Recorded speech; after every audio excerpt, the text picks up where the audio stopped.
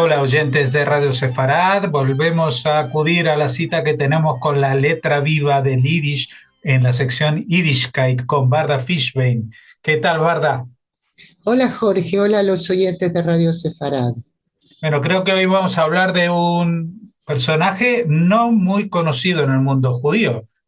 Efectivamente, se trata de una mujer, eh, una escritora relativamente reciente, me refiero a que falleció en el siglo XX y nació también en la segunda década del siglo XX, llamada o conocida por su nombre de pluma, Menuje en yiddish o Menuja en hebreo, Ram.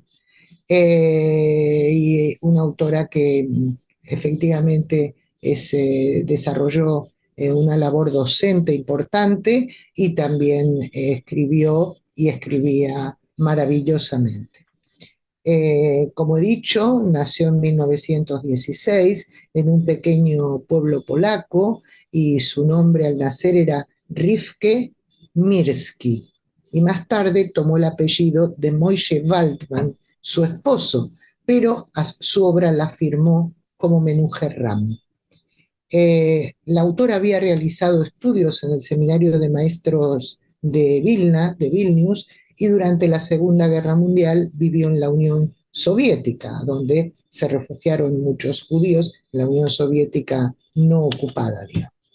Tras una estancia de un par de años posteriormente a la guerra en la ciudad de Lodz, la ciudad polaca de Lodz, emigró a Francia y se instaló en París. Y allí se desempeñó como profesora de Yiddish en la universidad de esa ciudad, en el Instituto de Lenguas Orientales, perteneciente al Departamento de Estudios Hebreos y Judíos. Menuje escribió poesía, pero sobre todo destacó y destaca por sus relatos que aparecieron en diversas publicaciones como Unser Wort, Nuestra Palabra, Unser Stimme o Nuestra Voz, entre otras que se editaban por entonces en París, también en Letzte Neues, Últimas Noticias, o en la prestigiosa Die Goldene Kate, La Cadena de Oro, editadas en Tel Aviv, o en Zukunft, Futuro, y Svive, Entorno, en estos dos últimos casos publicadas en Nueva York. Asimismo, sus obras también se publicaron en forma de libros, de los que podemos citar algunos ejemplos como Weiter vom Trakt, Der Erzählungen, Más lejos de la autopista, una historia, aparecido en París en 1961, o Winden, Vientos, en Buenos Aires en el año 1964. Este último título tuvo una traducción al hebreo y se publicó en Tel Aviv en 1977 con el mismo nombre, que en hebreo es Ruhot. Entre otros libros de relatos podemos citar Arum der Verbe, der Erzählungen, Alrededor del Sauce, cuentos, publicado también en Tel Aviv en 1970, cuya traducción al hebreo apareció en el año 1983 y estuvo a cargo del gran poeta Moshe Jungman. Precisamente hoy conoceremos un fragmento de uno de los relatos de Arum der Verbe, de Alrededor del Sauce, como he dicho, de Menuje Ram. Solamente añadir que esta autora recibió el premio Itzik Manger en 1984 y que falleció en Francia en el año 2000. Por eso digo que es relativamente contemporánea. Y el fragmento que dije antes que conoceríamos y que pertenece al relato Notes Verbe, el sauce de Note. El sauce de Note, el cochero, no es un sauce común. Eso se nota de inmediato por el grosor de su tronco y por sus robustas ramas que se entrelazan y cuelgan como un palio nupcial, extendiéndose a todo lo ancho de la calle. Llegan tan lejos al otro lado como para atravesar la ventana de la casa de Reisel, la panadera, ni más ni menos. Sobre este sauce circulan de boca en boca todo tipo de cuentos. La propia Reisel tiene para contar y contar como que una vez ocurrió algo que ya no podrá olvidar en toda su vida. Era una noche invernal, ya muy tarde, cuando de repente oyó golpes en el cristal de la ventana. Asustada, se bajó rápidamente de la cama y encendió la lamparilla. No se veía ni un alma. Buscó en la puerta, no había nadie. Imaginaciones, pensó, y volvió a acostarse. Apenas había conseguido volver a entrar en calor, otra vez golpes. Y así toda la noche. Reisel temblaba y le castañeteaban los dientes. Ya había empezado a oír que trepaban por la chimenea, que corrían hacia la ventana y luego de la ventana a la puerta, ida y vuelta, ida y vuelta. Reisel sabía con seguridad que las mesuses, los pergaminos con las oraciones que protegían la casa, habían sido revisadas. Aparte de eso, sencillamente, ella no creía en demonios. Pero, vete a saber. A duras penas sobrevivió hasta ver el nuevo día. Recién con la luz se dio cuenta de que lo que golpeaba era el viento en las ramitas del sauce. Entonces sacó la escalera del desván y recogió con cautela las ramas hasta situarlas por encima del tejado.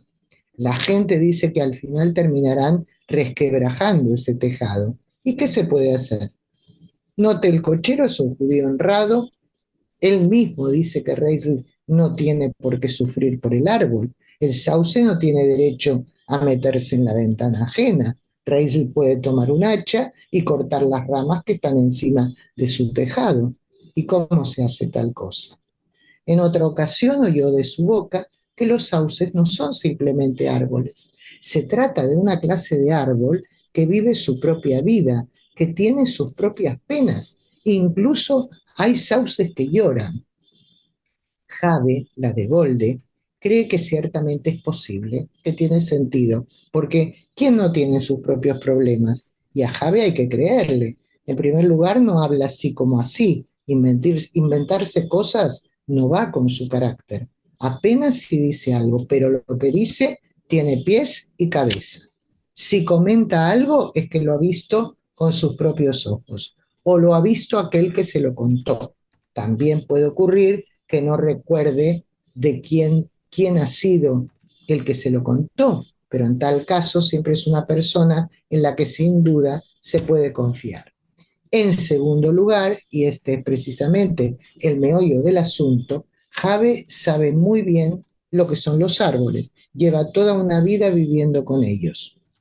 Su marido ha muerto, descansa en paz, hace ya unos cuantos años.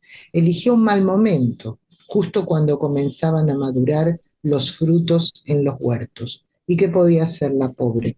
Inmediatamente después de los 7 días de duelo, Jade se calzó las botas de su marido, se lanzó hacia el patio y durante noches enteras se paseaba por el huerto en la oscuridad. Pisaba fuerte con las botas, no quería que se supiera que era una mujer la que estaba al cuidado de los árboles, porque aquel verano vinieron una noche con carros a lo de Leibe Sadovnik y le vaciaron de fruta varios hermosos árboles. Fue un suceso irremediable. Solamente se supo de qué aldea habían venido, pero nada más. Jade la pobre estaba tan preocupada que le pidió al que en el pueblo apodaban el matarife que la ayudase a cuidar de su huerto. Sería suficiente con que se supiera que él lo cuidaba como para que nadie se atreviera a arrancar la fruta. Al principio él rehusó. Era una pena desperdiciar las noches. No era un secreto para nadie que el matarife las necesitaba para robar. Pero sentía compasión por Jade, una triste viuda con 5 niños a su cargo. Entonces al final aceptó. Entre tanto hablaron y llegaron a un acuerdo. Él dormiría en la cabaña y apenas ella oyera algo lo despertaría. Y así ella pasaba las noches enteras arrastrándose aquí y allá, cuidando de los árboles y del matarife hasta que se marchaban del huerto al amanecer. Pero las botas siguió usándolas, eran botas nuevas. Al que no le guste que no mire, decía. A mí se me volvió negro el mundo. Si mi marido yace joven en la tierra y yo soy la que tengo que proveer a 5 huérfanos pobres, ya me da igual. Ahora ella es, gracias a Dios, una persona como todas. Sus hijos varones estudian en la yeshive, son alumnos de la escuela religiosa de estudios superiores. 2 de ellos están en Slonim y el más joven en Navaredok. Llevan una vida respetable y Dios ayudará, se convertirán en personas decentes. La hija mayor, según contó la propia Jave, tiene un romance con Berl, el zapatero, un buen muchacho, sano, que no le caiga el mal de ojo. Podrá ganarse el sustento. Y para la más joven, Dios también proveerá, ya lo veréis. Aún llegará el momento en que Jave sea envidiada y la gente pida tener la misma suerte que ella. Así lo asegura. El sábado, después de tomarse el chont, la comida que se cocina tan lentamente desde el día anterior como para que se mantenga caliente el sábado, el pueblo se va a dormir. La juventud se dispersa por los bosques de los alrededores. Jave no lo puede comprender. ¿Cómo puede la gente tumbarse en las camas cuando fuera brilla el sol si puede descansar debajo del sauce? ¿Quién no se ha sentado ya allí? De alguna parte, no te trajo 2 piedras lisas, puso encima de ellas una larga tabla, de modo que ya tenía también un banco junto al árbol. Los judíos suelen sentarse en ese banco cuando vuelven de algún entierro y desde allí observan con tristeza cómo se pone el sol en el campo santo. En sábado, cuando los señores salen a pasear, suele suceder que descansan un rato allí antes de dirigirse al Eire, al sitio señalado donde se puede llevar carga en llaves y festividades.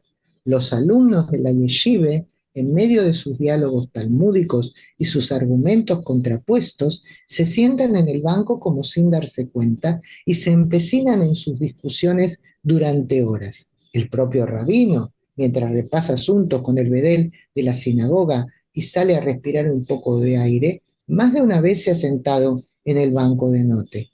Se comenta incluso que hay camaradas de un círculo político que planifican actividades clandestinas bajo el árbol, y de ello puede creerse cualquier cosa. Note es un judío destacado de la ciudad, y todo por el sauce. ¿Acaso necesita enteramente el árbol para él? ¿Cuánto necesita una persona? Él se estira sobre la tierra a un lado, allí donde crece la hierba, se duerme y se levanta como nuevo. Y con eso ya le basta. Y hasta aquí el fragmento que quería que conociéramos, Jorge. Pues con este fragmento nos despedimos de esta edición, invitando a los oyentes a seguir esta sección de Yiddishkeit, la letra viva, en las próximas entregas, como siempre, cada 2 semanas. Muchas gracias y hasta entonces, Barda Fishbein. Hasta entonces, Jorge.